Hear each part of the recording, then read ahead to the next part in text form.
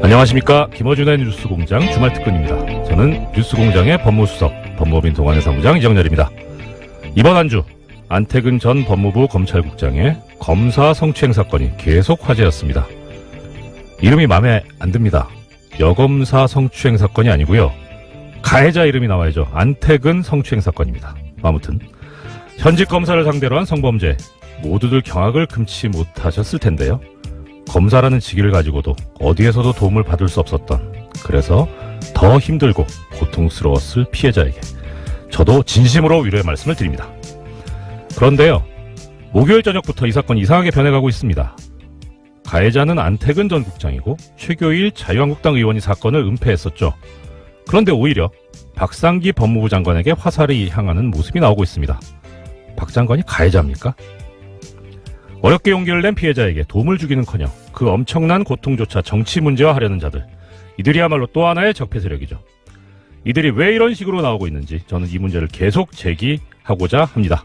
2월 3일 토요일 뉴스공장 주말특근 지금부터 시작합니다.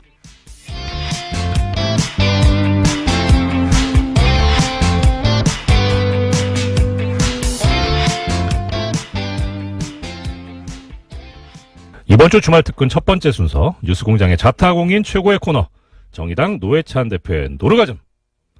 지난 1월 31일 수요일 3부에 방송됐습니다. 다시 한번 들어보십시오.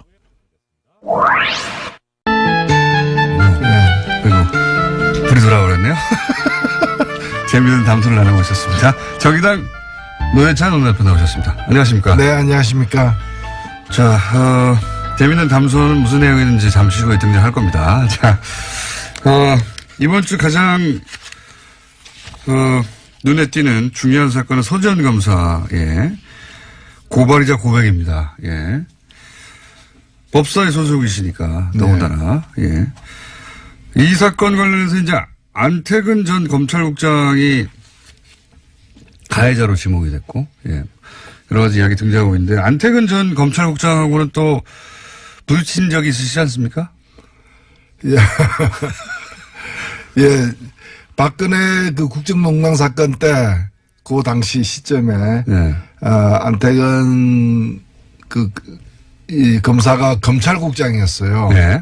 그래서 이제 각종 청문회 등 뿐만이 아니라 이제 특히 이제 국회 법사위에 네. 법무부 업무 점검할 때 보면 배석하는 사람이었거든. 네.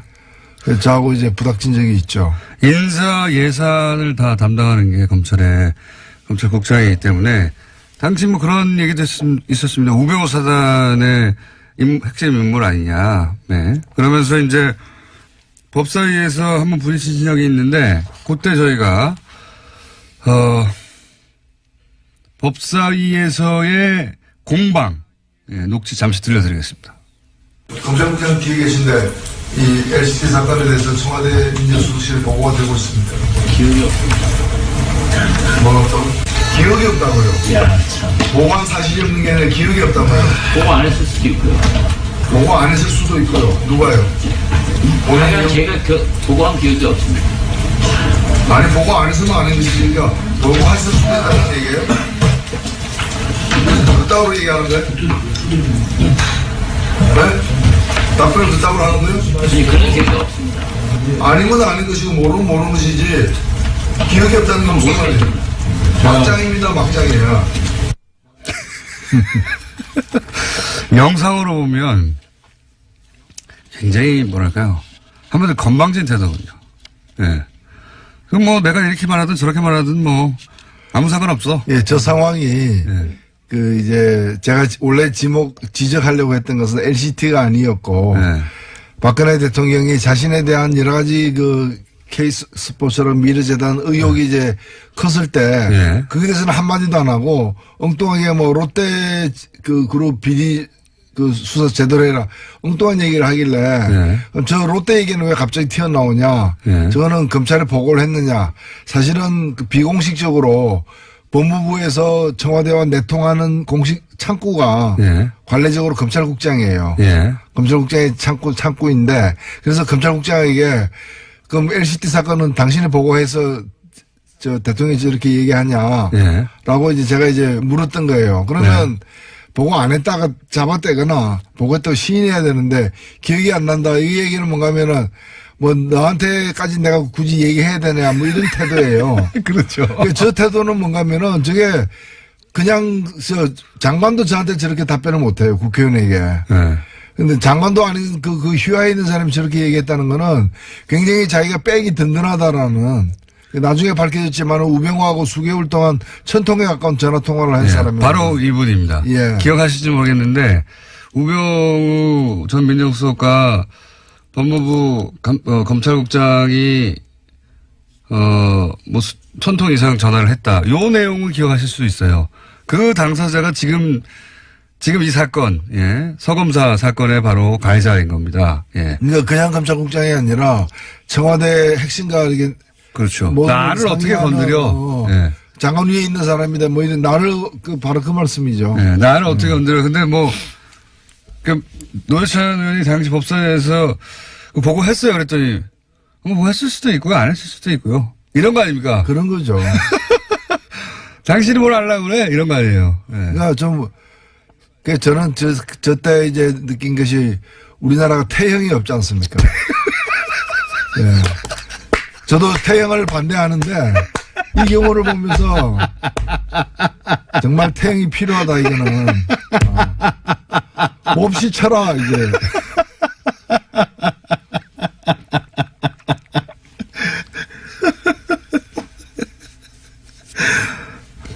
네, 필요하다. 너무 가혹하시네요. 가혹한 게 아니고 그 가혹한 거는 몽둥이에게 가혹한 거죠. 몽둥이가 이제 항의할 것 같았어요. 제가. 하여튼 요 자체도 화제가 됐었어요. 아니 저 사람 누군데 저렇게 법사위에 출석해가지고 저런 태도로 말을 하고 있나. 예. 그 자체로 화제가 됐는데 이제 1년 한참 지나고 나서 이 사람이 이 사람이에요. 라고 이제 언론을 통해서 태형 알겠습니다. 그러니까 장관 모시고 있을 때도 예. 당시에도 이제 보면은 요직에 법무부 요직에 있었고 예. 그때도 이 지금 서지현 검사에 대한 그 성추행 사건 예. 강제추행이죠 법적으로는 이 사건도 저는 그런 데서 나왔다 봐요. 그런 거죠. 이제 예. 권력이 없었다면 그런 일을 못했을 거 아니에요. 누가 나를 감히 이런 거죠. 태도가 있지 않고서야 맞은편에 장관이 앉아 있었다고 했잖아요. 예. 그런데도 그랬던 거 아닙니까? 뭐 눈에 보이는 게 없는 거죠. 그렇죠. 예. 그런데 이분이 또 이제 교회에 가서는 이렇게 본인의 죄를 법적으로는 자기를 구제하기 힘들다라는 걸 스스로 이제 판단한 거죠. 이제 하나님은 나를 용서하였다. 그러니까 인간 세상에서는 이제 버림받을 수밖에 없다는 걸 자기가 시인한 거죠. 자, 이렇게 띄엄띄엄 이 화제의 인물이 되기도 쉽지 않습니다. 예, 띄엄띄엄 화제의 인물이 다시 한번 됐고요. 그리고 이제 또 이 사건 당시에 검찰국장은 현 최규 의원인데 부인했죠. 예, 부인했지만은 이미 바로 그 당시에 그 또 다른 여자 검사 이문정 검사가 이 서지현 검사하고 이제 상담하던 중에 이 사실을 알게 되어 가지고 알게 된 걸 검찰에서 이렇게 알고 이문정 검사를 불러다가 이렇게 무마하려고 했다는 걸 이문정 검사가 증언을 했기 때문에 이거는 뭐 명백한 사실로 저는 간주돼야 한다고 봅니다. 그러니까요. 예. 그 왜 당사자도 가만히 있는데 네가 나서 호통을 쳤다고 하니까 충분히 상상할 수 있는 장면이죠. 그렇죠. 그리고 이런 장면이 본인은 기억나지 않는다고 하는 것도 저는 말이 안 된다고 봅니다. 예. 뭐 둘이 조용히 일상적인 대화를 나눈 건 기억나지 않을 수 있는데 그건 사건이지 않습니까? 네. 예. 자, 그렇게 넘어가려고 하고 있는 와중입니다. 예. 이분은 근데 이제 교회에서 용서를 받으셨더라고요, 스스로. 예. 하나님은 구제했을지 몰라도 사람은 우리 그 국민들은 용서할 수 없을 것입니다. 그리고 하나님이 용서했다는 신호를 보내지 않았는데 신호를 혼자 받으신 것 같기도 해요. 물론이죠. 예. 자, 이 사건은 셀프 구제를 한 거죠. 예. 제사함을 받으셨고, 스스로. 그 간증 동영상이 없었다면, 안 났었을지도 모릅니다. 이분도 그런 인터뷰에서 그런 얘기 했어요. 간증 동영상을 보고 도저히 참을 수가 없었던 거죠. 예. 8년이 지났지만. 그래서 결국 나서신 것 같고요. 자, 그리고 저희가 이제 이거, 이 시간 시작하기 직전에 무슨 얘기를 하다가 불이 들어온지도 모르고 얘기하고 있었냐면, 국민의당 얘기 잠깐 하고 있었습니다. 국민의당에서 지금, 민주평화당과 평화민주당입니까? 야, 평화민주당이군요. 아니죠. 민주평화당. 헷갈리네. 하여튼 두 개가 들어가 있습니다. 민주와 평화. 민주와 평화에 들어있는. 민평당의, 창당 발기인의 이름이 올라간 분들과 그 다음에 대표 당원으로 국민의당에 올라간 분들이 한 1000명 정도 겹친다는 거예요. 그래서 지금 전당대회가 어렵다는 식의 발표가 어제 있었습니다. 근데 저는 이걸 보자마자 만약 이때까지 그 어떤 문구나 조항도 다 싸그리 원하는 대로 해석하고 왔잖아요. 그러면 사실, 만약에 전당대회를 바로 할 거면 전당대회, 이중으로 이제 등록이 됐으면 그 사람들 다 징계하면 되거든요. 예. 징계해가지고 당원권을 정지시키는 데가 뭐 여러 가지 방법을 찾으면 되는데 전당대회 자체를 안 하려고 지금 하는 것 같거든요. 그렇지 않습니까? 전당대회를 안 하려고 하는 것 같아요. 무리를 해서라도 성사시키겠죠. 그러니까 전당대회가 아닌 방식으로 성사시키려고 하는 것 같아요. 아마 지금 말씀은 네. 전당대회가 안 될 것 같다라는 관측은 뭔가면은 법을 제대로 지키고 네. 민주주의의 기본 원칙들을 준수하게 되면 전당대회가 될 수가 없다 지금. 네. 왜냐하면 이제 의결권을 갖고 있는 그 전당대 참가자가 몇 명인지가 지금 확인이 네. 안 되는 상황이고 네. 또 그게 여러 사람이 겹치는 네. 1000명 가까이 겹치는 이제 이중적인 그렇죠. 문제까지 다 해결해야 되니까 이거는 정상적인 전당대회가 불가능하다는 진단인데 네. 지금 하려고 하는 거는 정상적인 전당대회가 아니에요. 어차피 지금 현재 스코어. 그래서 모든 걸 무리를 감수하고서라도 이제 통합 결정을 일단 내리고야 말겠다라는 식으로 밀어붙이고 있기 때문에 제가 볼 때는 무리를 해서라도 할 것 같아요. 전당대회를 할 것이다. 예. 저는 전당대회를 안 하려고 이러는 것 같습니다. 근데 전당대회를 하다 안 하게 되면은 예. 물론 이제 다른 방법을 또 강구를 하겠지만은 예. 이 무리를 피하려도 다른 더 큰 무리를 갖다 범하는 전당대회가 어쨌든 3,000명 이상 와야 되지 않습니까? 물리적으로. 3,000명 이상이 안 오지 않을까? 또 3,000명 이상이 왔는데 혹시 거기서 부결시키지 않을까? 그러면 이제 끝장나는 거지 않습니까? 부결되지는 않죠. 예. 부결이 될지도 있죠. 왜냐면은 지금 보면은 이제 부결시키고 싶은 사람들, 반대하는 사람들은 참석 안 할 가능성이 높기 때문에. 네. 모릅니다. 물론 모르죠. 그래서 그런 리스크를 안고 하느니 저쪽은 이미 분당해서 당 만든다고 하는데 전당대회까지 할 필요 있어요. 이렇게 위험 감수하면서 전당대회가 안 하고 할 방법을 찾아봐. 저는 거기서 나오는 전당대회 안 한다에 제가 500원 걸어보겠습니다. 아, 그렇습니까? 네. 예, 돈이 많으시군요. 물론 상상할 수 없는 일인데 예. 지금까지의 어떻게든 통합을 시키겠다고 하는 드라이브의 강도로 볼 때 전당대회조차 어떻게든 해가지고 저는 방법이 떠오르지 않아요. 떠오르지 않는데 이때까지 안 될 거라고 했던 걸 다 방법을 찾아왔지 않습니까? 예. 23곳의 비디오 중계 이런 거로 상상할 수 없었던 창의적인 방식으로 헤쳐려 나왔기 때문에 또 헤쳐나가지 않을까. 하여튼 정치라는 게 이제 국민들에게 대한 이제 교육 효과도 사실 있는 건데 민주주의 이렇게 하면 안 된다. 이런 걸 이제 시리즈로 계속 보여주고 있는 상황이죠. 이건 어떻게 보십니까, 지금? 안철수 대표에게 중재파는 사퇴를 해라. 조기 사퇴를 해라. 예, 그러고 그렇죠? 있죠. 예. 안철수 대표는 본인이 사퇴하면은 안 된다. 예, 전당대회 무산되거나 그럴 것이다. 그래서 사퇴를 못 한다. 그치만 백의종군을 하겠다. 끝나고 나서 사퇴한다는 얘기겠죠. 아마도. 예. 이 통합이 끝난 다음에. 그런데 유승민 대표가 안철수 대표가 사퇴하면 나는 이 통합 자체를 다시 생각하겠다. 이거 어떻게 합니까, 이거? 이거 어떤 상황입니까? 좀 해설 좀 해주세요. 예, 일단은 이 중재파라고 불리우는 5명 혹은 6명 정도 되는 분들이 어느 쪽으로 힘을 실어주는가가 굉장히 중요한 순간이 되어버렸습니다. 그분들의 마지막 요구가 그분들은 계속해서 이제 안철수 대표가 이 사태에 대한 책임을 지는 의미에서 사태를 갖다가 하는 것을 최소한의 조건이다. 이제 이렇게 주장을 해왔는데 원래는 이제 전당대회 전에 사퇴하는 거였어요. 요구가. 그게 안 받아들이니까 요구를 약간 바꿔가지고 전당대회에서 왜냐하면 이제 사퇴할 용의가 있다. 다만 내가 사퇴하면 통합 자체가 어그러질 수 있다. 이게 이제 안철수 대표의 주장이었기 때문에 그러면 통합하자마자 사퇴하라. 그렇게 바뀌었는데. 뭐 결혼식 끝나고 물러가라 뭐 이런 거죠.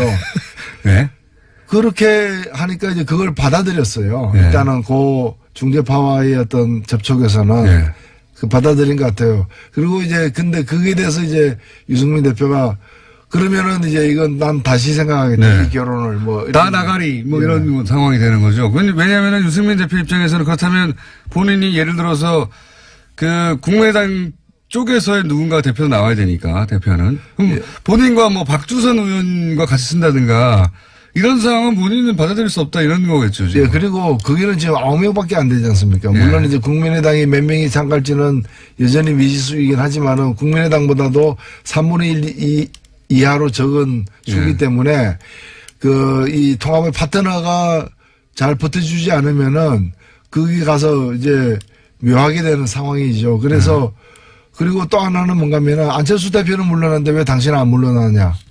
이 얘기가 국민의당으로부터도 지금 나오고 있기 때문에 일부에서. 너도 물러나라고 하고 있죠. 그렇죠. 그래서 통합했는데 통합의 주역은 다 없어지는. 시너지도 안 난다. 이런 생각인 것 같고. 이상한 상황이 되는 거죠. 게다가 이제 통합을 했는데 대표에서 물러가면 그러면 국민의당 쪽에서 이 숫자가 많으니까 통합파 쪽에서 이 정당을 끌고 가버리면 바른정당은 보이지가 않지 않습니까? 바른정당은 보수의 기치를 내리면 안 된다고 하는 쪽인데 그러면 이제 실컷 통합했는데 이렇게 흡수된 걸로 보이거든요. 그렇죠. 바른정당 입장에서는. 그거는 싫다는 거죠 또. 뭐 바른정당은 여러 가지로 이제 자신감을 갖고서 임하고는 있지만은 지금 이제 이 문제가 마지막 남은 좀 쟁점이 된 것 같아요. 뭐 하루 사이에 아마 내일까지는 결판이 날 것 같은데. 굉장히 어려운 국면입니다. 제가 보기에는 풀기 쉽지 않아요. 저는 어렵지 않습니다. 강 건너 물입니다. 강 건너 불 아닙니까 지금? 불인 사회. 제가 볼 때는 그냥 물이죠. 그래요? 강 건너에도 물은 있으니까. 그럼 어쨌든 전당대회는 할 거라고 보시는 거죠? 전당대회는 이루어질 것이고 지금 사실 이 멈추거나 후퇴하게 되면은 최악의 상황이 되기 때문에 차악을 택하는 그러니까 상처투성이의 통합이 이루어지는 끝까지는 갈 것 같습니다. 뭐 그 통합이 얼마나 갈지 몇 개월을 갈지 아니면 올해를 넘길지는 가봐야 알겠습니다만은 저는 전당대회 이해 방식으로 통합을 선언할 수도 있다. 그런 가능성이 열렸다 이렇게 생각합니다. 무리인데 그렇게 되면은 정말 굉장히 다이나믹한 상황이 되죠. 물론 제가 뭐 그렇게 큰 관심은 없습니다만은. 자, 매우 쳐라. 오늘 커다란 말씀을 남기고 매우 쳐라. 앞으로 가끔 써야 되겠습니다. 그거 따가지고 오디오로 매우 쳐라. 지금까지 정의당의 노회찬 원내대표. 청와대 사이트에 또 태형을 부활시켜주세요. 이런 게 올라가면 큰일 납니다. 조선시대 태형을 부활시켜주세요. 정의당 노회찬 원내대표였습니다. 감사합니다. 고맙습니다. 오프닝에도 소개해드렸지만은 안태근 전 검찰국장으로부터 성추행을 당했다는 서지현 검사의 폭로 이후에 사회 전반에 갑질 성추행에 대한 경각심이 확산되고 있습니다. 그런데 가해자인 안태근 전 국장은 기억이 없다고 하고 있고 사건을 은폐한 최규일 의원은 명예훼손이니 뭐니 하면서 당시 이 피해자인 서 검사가 문제 제기를 하지 않기로 결정했다라는 어이없는 해명을 하고 있습니다. 검찰의 내부 움직임도 수상하죠. 자기들의 기득권을 지키려는 그런, 그리고 이 피해자 검사가 오히려 인사상의 불이익 때문에 그랬다든, 불만 때문에 그랬다든지, 뭐 아니면은 더 좋은 자리로 가고 싶어 한다느니, 이런 얼토당토하는 이야기를 하고 있습니다. 6381번님, 노회찬 의원 호를 태형으로 하시죠. 태형 노회찬. 네, 이건 매로 다스려야 한다는 말씀이죠. 1332번님, 노회찬 형님 태형, 진짜 태형으로 처벌했으면, 이렇게 태형에 대해서 이야기해 주시는 애청자 여러분들 많으셨습니다. 노회찬 원내대표의 태형 필요성 살짝 공감되려고 하는 아침입니다. 뉴스공장 주말특근, 교통정보 듣고 이어가겠습니다. 주말특근 두 번째 순서는 2월 1일 목요일 3부에 방송된 국민의당 박지원 전 대표의 정치 구단주 코너입니다. 같이 한번 들어보시죠. 정치 구단주 국민의당 박지원 전 대표 나오셨습니다. 안녕하십니까? 안녕합니다. 안녕합니다로. 지난주부터. 그런데 예. 제가 처음으로 예. 교통방송을 들으면서 예. 폐쇄할 부분이 하나 있어요. 요 코너. 박영선, 나경원. 예. 이 사람들 방송 안 시켜야 됩니다. 지금 듣고 오는데 나경원이 하도 말하고 박영선 하니까 방송이 안 들려요. 그런 방송을 왜 해요? 그리고 투채널이라고. 예. 또 한 가지 내가 놀란 것은 네. 왜 김어준 공장장을 TBS 라디오에서 예. 또 뭐 SBS에서 네. 비록 나는 한번 초청도 안 했지만은 네. 이렇게 인기가 있는가 했더니 그래도 뭐 아는 게 하나 있더라고요. 아는 게 하나 있더라고요. 네, 내 방송 들으니까 예. 안철수 대표는 전당대회 안 하려고 저런다 예. 라고 말씀해서 김어준 동거 아니야? 전당대회 없는 응? 통합을 어떻게 하나. 네. 참 무식하다 했는데 이게 보니까는 확실히 똑똑하고 유식하고 예언가다. 칭찬 한번 해드릴게요. 기분 좋죠? 최초로 칭찬해요. 최초로. 아니 진짜 나 깜짝 놀랐어요. 예. 전당대회 없는 통합. 네. 이건 아프리카나 마치 박정희 전두환이 선거를 없애고 체육관에서 통대 직원들 해놓고 98% 받는 네. 또 북한에서 김일성, 김정일, 김정은 딱 세습한 게 안철수입니다. 어쨌든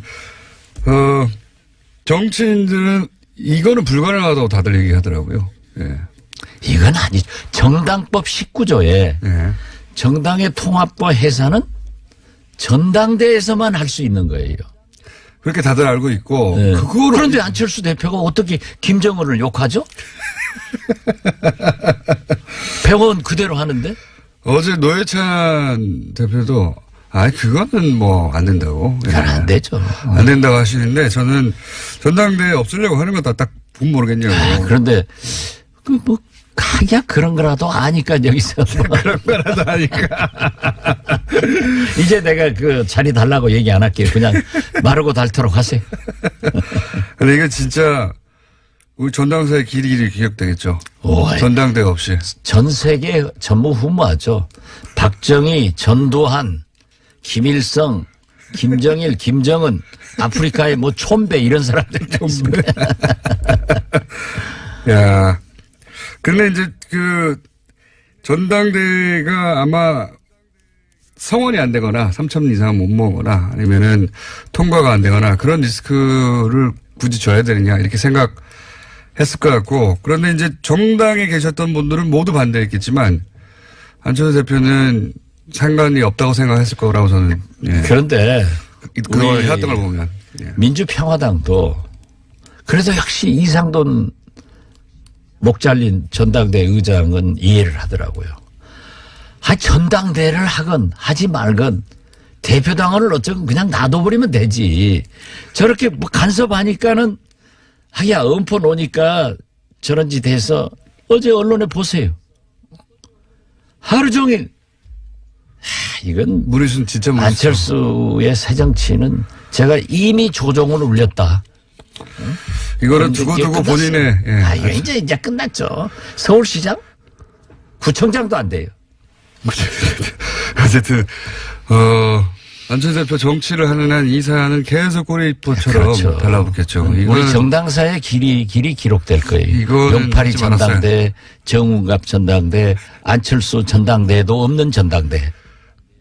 이게 전당대회가 아예 없었으니까 이거 상상을 못하니까 다 정치인들이 이거 안 된다고 했는데 안 할 거라고 했는데 한 거죠. 예, 이거 정말 골 때리는 일입니다. 그러면 중재파들은 어떻게 합니까? 중재파들도 기분을 안 좋나 보더라고요. 중재파들은 뭐 솔직히 조금 움직이고 있는 건 사실이에요. 예. 우리 쪽으로. 그래요?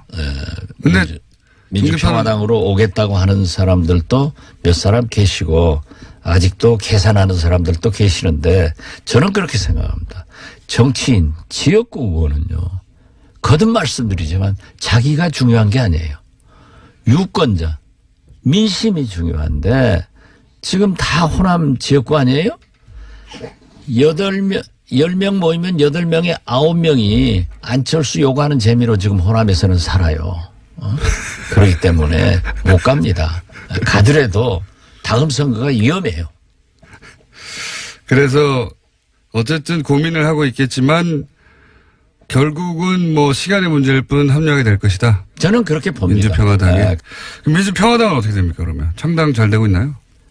장당 오늘 또 이 방송 끝나면 저는 여수로 KTX 타고 내려가요. 네. 오늘 정당의 요건인 서울, 경기, 광주, 전남북 시도당 창당대회를 해가지고 2월 6일 날 하는데 잘 됩니다. 분위기가 좋습니까? 아, 좋습니다. 지금 보세요. 요즘 여론조사. 항상 웃으시니까. 아니요. 네. 여론조사 어제 나온 걸 보면은 우리가 3%였던데 네. 7%로 올랐더라고요. 그래요? 네. 아직 전 못 봤는데. 7%로. 잠시 후에 듣습니다. 네. 그리고 물론 이 국민의당과 바른정당을 합쳐놓으면 약 11% 되더라고요. 네. 그래서 11% 나온다. 그러지만은 제가 자꾸 말씀드립니다만은 야권 통합, 동서화합 이렇게 물으면은 다 지지합니다. 그런 효과가 그런데 우리는 자꾸 국민의당 반대파, 호남당 이렇게 물으면서 부정적인 민주평화당 예. 이러니까 그래도 7%가 오른 거 보고 몇 명입니까 그러면? 처음에 딱 창당될 순간에. 우리 의원들이요. 예, 숫자를 말씀해 주세요. 지금 현재 확실하게 서명한 사람은 박주선 부의장은 200만 원까지 냈는데 예. 자기가 받는다고 하면은 17명입니다. 17명. 네. 그런데요. 예. 연연할 필요 없어요. 연할 필요 없다. 예, 개문 발차하면 다 온다. 결국은 다 오게 되겠다. 그럼 다 오게 되는 시점은 올림픽 이후? 올림픽 그럴 지금? 거예요. 예. 우리가 창당하면은. 창당하면. 그리고 아니 의원들이 예. 법을 만드는 사람이고 지키는 것은 잘 안 지킨다고 사회적으로 비난을 국민들로부터 받지만은 전당대회도 없는 통합을 보고 어떻게 전당대회. 불의한 예. 당에 남아 있겠어요. 그 전당대회를 안 하는 건 진짜 상상하기 힘든 일인데 어쨌든 그렇게 됐습니다. 이건 완전히 세계적 기네스북에 오르는 일이에요. 정당사의 기록들. 네, 보통은 이제 과장이신데 이건 맞습니다. 이게 기네스북에 오를 만한 얘기를 합니다. 아니, 나는 칭찬해 주니까 나한테 과장한다고요? 방송 시작하기 전에 나보다 과장해서 말하라고 얼마나 꼬드기고 말이지. 저러니까 공장장 믿지 마세요.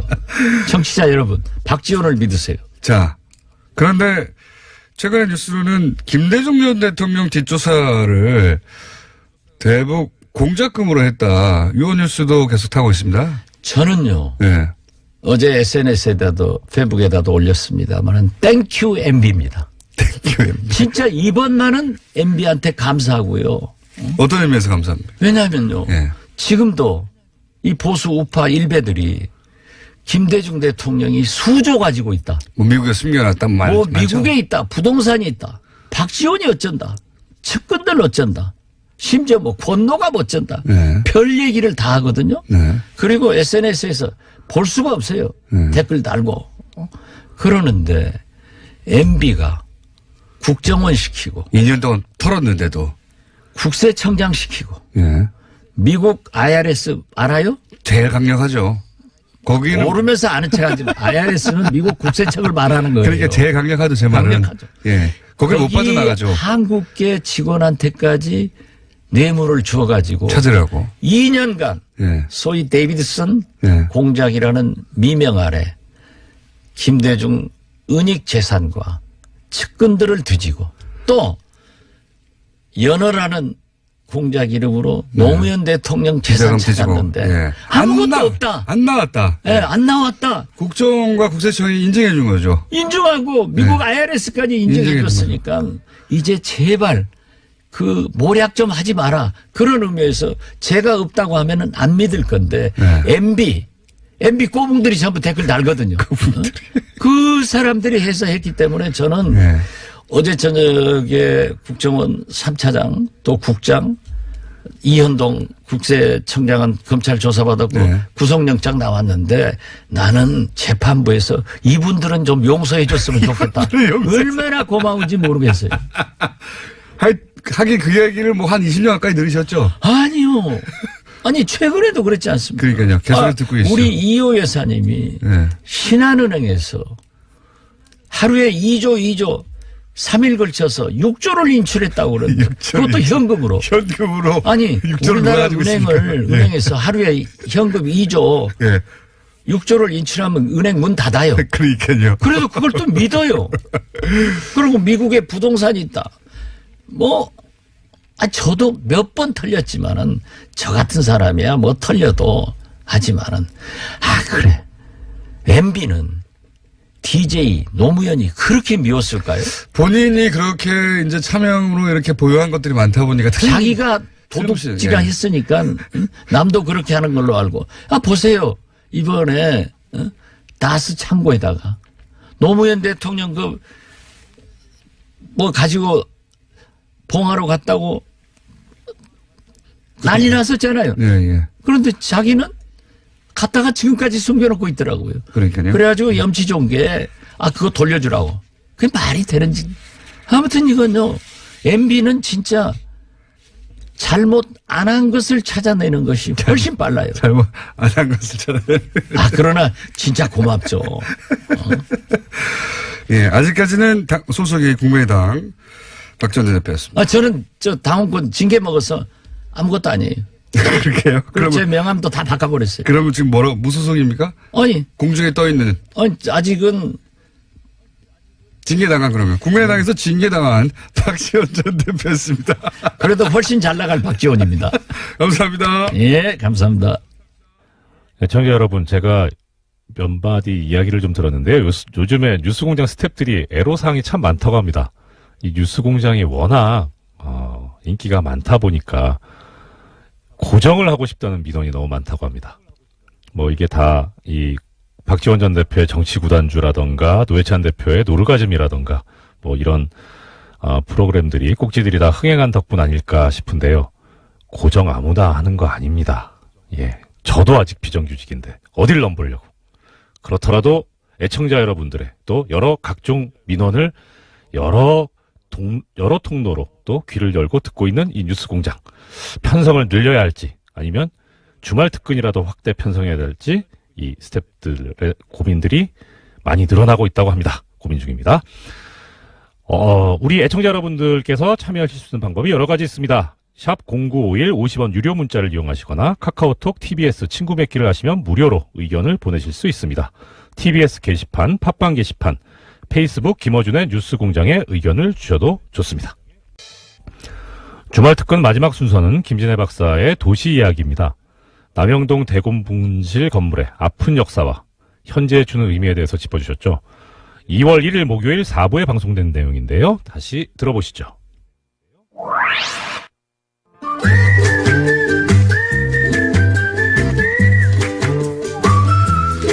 도시건축가 김진애 박사님 나오셨습니다. 안녕하십니까. 네, 안녕하세요. 자, 우리가 이번 겨울 동안에 정책까지 공부하기로 했는데 잠깐만 오늘은 돌발 주제입니다.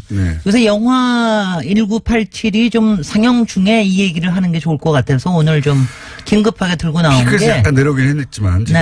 네, 지금 이제 700만 돌파했고 조금 더 갈 것 같지만 이제 곧 끝일 것 같아서 그 건물 안에 나오는 남영동 대공분실 건축물에 대해서 얘기를 꼭 한번 해야 될 것 같아요. 이게 역사적으로 접근하십니까? 아니면 건축학적으로 접근하십니까? 이게 이제 사실은 이제 어느 쪽에서 보느냐에 사실은 많은 분들이 민중학자도 그렇고 심리하는 분도 그렇고 철학하는 사람들, 역사학자, 건축학자 굉장히 많은 이 건물에 대한 얘기를 많이 쓰셨어요. 근데 이게 이제 일종의 건축의 흑역사거든요. 이제 그렇겠죠. 이 흑역사 때문에 사실 이거를 알고 계신 분도 있고 모르고 계시는 분들도 있을 텐데 예. 이게 왜 이제 건축의 흑역사라고 그러냐 하면은 이제 남영동 대공분실의 그 비극적이고 정말 암흑적인 그런 역사에 대한 것 자체가 그런 것뿐만이 아니라 그 건물을 설계한 사람이 대한민국의 대표 건축가라고 일컬어지는 김수근이라는 건축가라는 거. 아, 그래요? 그건 몰랐습니다. 뭐 그걸 모르셨어요? 몰랐어요. 그러니까 들고 나왔어야 됩니다. 저는 이제 이거를 알게 된 건 이것이 밝혀진 게 2000년대 초입니다. 노무현 정부 때 아마 그때 밝혀진 거. 저도 궁금한 건 그때 처음 알았어요. 그 충격적인데 그분은 그러면 이 건물의 목적을 알고 설계한 거예요? 그거는 굉장히 중요한데. 명확하지가 않습니다. 왜냐하면 이제 김수근 건축가는 1986년에 돌아가셨기 때문에 그리고 이 건물은 1976년에 설계됐고 또 1983년에 다시 증축이 돼서 5층에서 7층으로 증축이 됐는데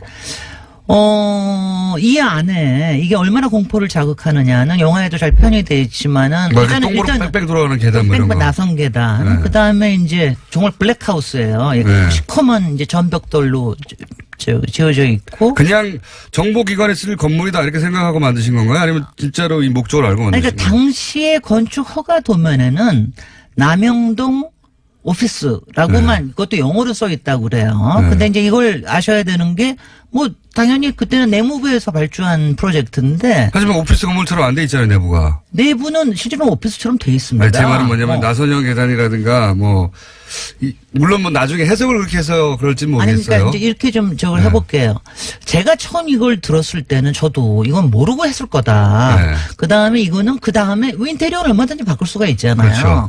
인테리어를 바꿔서 했을 거다. 마치 이제 그걸 쪼개서 했기 때문에 그랬을 거다. 그러니까 김수근 선생님이 이걸 알고 했을 리가 없다라고 하는 쪽으로 저는 이제 아무래도 그렇죠. 건축인이니까 그렇게 이해하고 싶은 거죠. 그리고 이제 네. 김수근 선생님은 대한민국 대표 건축가뿐만 아니라 문화예술에 굉장한 족적을 남기신 족적을 분이고. 남기시고 또 인본주의적인 건축가로 맞습니다. 알려져 있는데 네. 그럴 리가 있겠는가. 그럴 리가 있겠느냐 이러고서는 이제 처음에는 그랬습니다. 그래서 저도 증거를 찾으려고 정말 노력을 많이 했어요. 모르겠을 그럴 리가 거라고 있느냐. 하는. 그러니까 네. 그리고 만약 알고 했더라도 밑에서 했을 거다. 뭐 왜냐하면 이제 솔직히 76년도라고 그럴 것 같으면 아직은 민간 시장이라는 게 거의 없을 때예요. 거의 관공서 건물로 먹고 살 때입니다. 건축가들도. 그리고 뭐 김수근 선생님이 사실은 권력가들하고 굉장히 친한 뭐 거의 유착 관계라고 할 정도로 친한 건축가였기 때문에 대표적인 건축가였으니까요. 그래서 그랬으니까는 이제 아마 그랬을 거다라고 했는데 이게 이제 정확히 알려진 거는 저도 이거 그러니까 공간에 그러니까 김수근 선생님이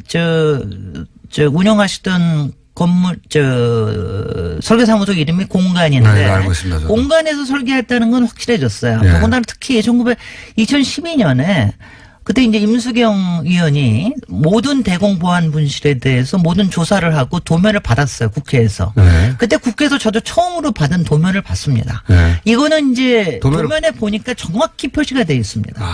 정확히 표시가 돼 있고 도면을 처음에는 보니까 아니고 저는 또 이런 거 혹시 호텔은 아니더라도 간첩이라고 생각했기 때문에 그런 사람들을 수용하기 위한 일종의 호텔처럼 운영한 거 아닐까 하고 봤는데 그 안에 시방서를 보니까 네. 처음부터. 또 욕실은 오픈 욕실에다가 네. 오픈 욕실은 안 하거든. 욕실을 만들더라도. 그리고 그 뭐 바깥에서 감시하는 거라든가 모든 그 흡음재를 쓴 거라든가 조명을 바깥에서만 할 수 처음부터 그렇게 돼 있어요? 이런 게 다 시방서로에 돼 있는 거예요. 근데 아직도 정확치 않은 거는 그게 83년에 증축할 때 그렇게 만든 건지 아니면 1970년도 애초부터 그렇게 만든 건지는 명확치가 않습니다. 그러니까 건물의 그 주요 골자를 만들 때는 그 목적을 모르고 만들었을 수도 있는 여지가 아직은 남아있네요. 아직은 남아있는 거죠. 근데 네. 이제 이거를요. 그래서 저도 가끔 이거는 정말 흑역사라서 저한테도 충격이었고 그래서 그 다음에 이제 여러 가지 오픈 욕실이라는 건 상상할 수가 없죠. 오픈 욕실은요 정말 네. 상상할 수가 없는 거예요. 그러니까 왜 욕실을 다 제가 열어놓고 도면에다가 합니까? 네. 문 있는 거 아니라 그리고 문도 챙겨보고 이제 많이 저거 했는데. 시방서 처음부터 그리고 없더라. 이제 좁고 긴 창문 네, 바깥에 예. 내다볼 바깥에 잠깐 내다만 볼 수 있고 이제 몸을 투신할 수 없는 좁고 긴 창문. 근데 이게요. 그런 거를 만약에 처음부터 했다면 알고 한 거잖아요. 알고 한 거. 더군다나 왜 5층에다 했느냐. 지하가 아니라. 뭐 이제 이런 등등의. 근데 이제 이게 사실 이거에 대한 진실은 사실은 모를 수도 있고 사실은 알려질 수도 있어요. 앞으로 저는 이제 솔직히 제 지금 심정이 아니라 그동안의 심정이 사실 공간사가 굉장히 많은 후배 건축인들을 생산을 했고, 그리고 그때 일했던 사람들도 다 있습니다. 생존하신 분들이 많습니다. 그분들이 저는 좀 증언을 해주셔야 된다고 생각해요. 진실에 대해서. 그리고 이게. 모를 수도 있죠, 그분들도. 아니, 모를 수도 있지만 사실 모든 건축 도면에는 누가 책임 취프라는 거 이런 거 다 쓰게 돼요. 누가 도면을 그리고 다 쓰게 돼 있거든요. 알려면 알 수가 있습니다.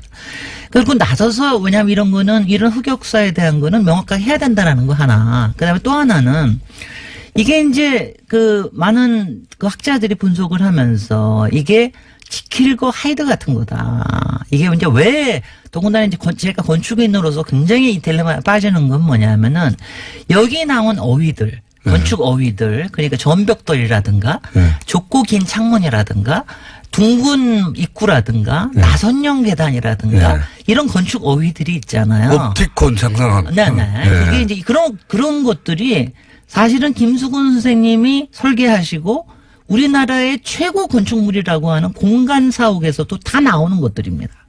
그러네요. 다 나옵니다. 네, 그러네요. 공간사옥 가보셨군요. 예, 예. 공간사옥 가보면은 그렇게 돼 있죠. 정말 한국적이고 그 안에 보면은 그 똑같은 나선형 건물도 똑같이 맞아요, 있어요. 맞아요. 예. 그 전벽돌 똑같은 거 써. 그리고 비슷한 시기에 이게 된 겁니다.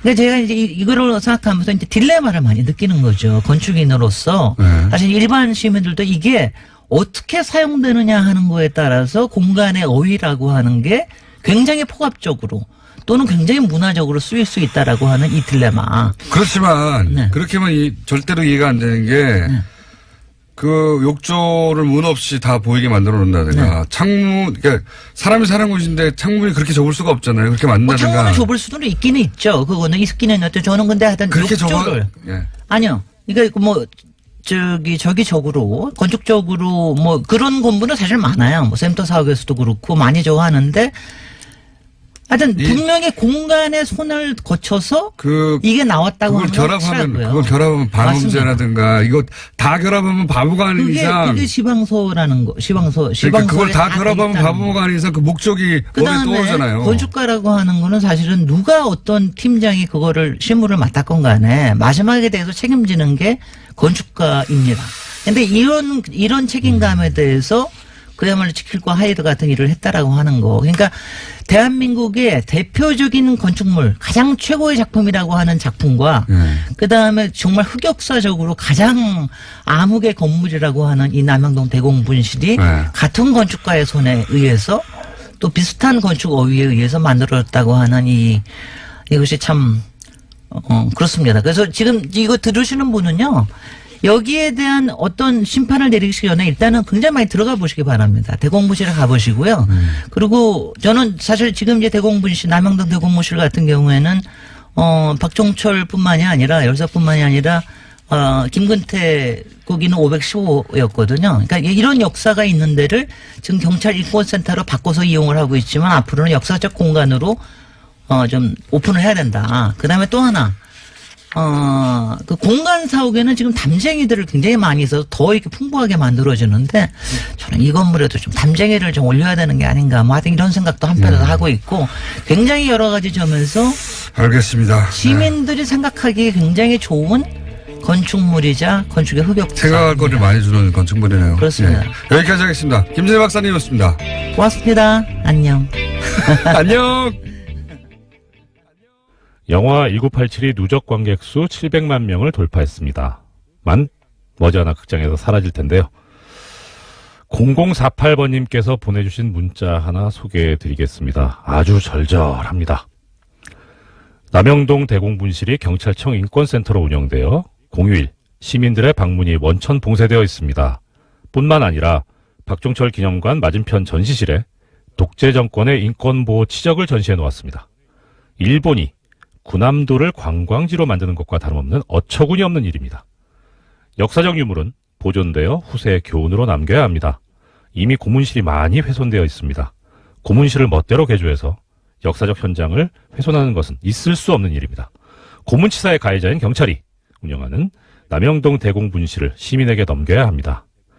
경찰은 이미 해결된 것처럼 물타기를 하고 있다고 하죠. 남영동 대공분실은 시민의 품으로 조속히 돌아가야 되겠습니다. 교통정보 듣고 이어가겠습니다. 시작하면서 안태근 전 검찰국장의 검사 성추행 사건이 다른 양상으로 변해간다는 말씀을 드렸었습니다. 언론 기사를 몇 개 소개해드리겠습니다. 연합뉴스는 성추행 피해자 검사가 박상기 법무부 장관을 직접 만나서 고충을 호소했다는 내용을 트위터에 게시했습니다. 그런데 연합뉴스의 그 기사 내용은 전혀 다릅니다. 이메일로 면담 요청을 했을 뿐이고 직접 만난 사실이 있다는 내용은 없습니다. 제목이 엉터리인 거죠. 또 중앙일보는 안태근 성범죄 당시 윤석열은 어떤 위치에 있었나라는 기사를 냈습니다. 명확히 합시다. 가해자는 안태근과 최교일입니다. 박상기와 윤석열이 아니죠. 그런데 이 안태근과 최교일이라는 이 두 사람의 이름은 별로 언급되지 않고 있습니다. 언론은 과연 이 사건의 진상이 규명되기를 바라는 것일까요? 언론은 과연 이 사건의 가해자들이 합당한 처벌을 받기를 원하기는 하는 것일까요? 언론은 과연 이런 추악한 범죄가 다시 일어나지 않기를 원하고 있기나 한 걸까요? 언론이 가해자도 아닌 현 정부를 끌고 들어가 물타기를 하는 것은 언론 스스로 공범이 되기를 자처하는 것입니다. 현명하신 뉴스공장 애청자님들께서는 언론의 이런 책동에 결코 속지 않으시리라 굳게 믿습니다. 뉴스공장 주말특근 오늘 준비한 소는 여기까지입니다.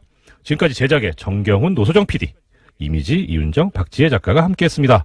저는 적폐 세력 소탕과 제조 산하를 염원하는 법무빈 동안의 사무장 이정열이었습니다. 적폐 세력이 완전히 멸종될 때까지 안녕.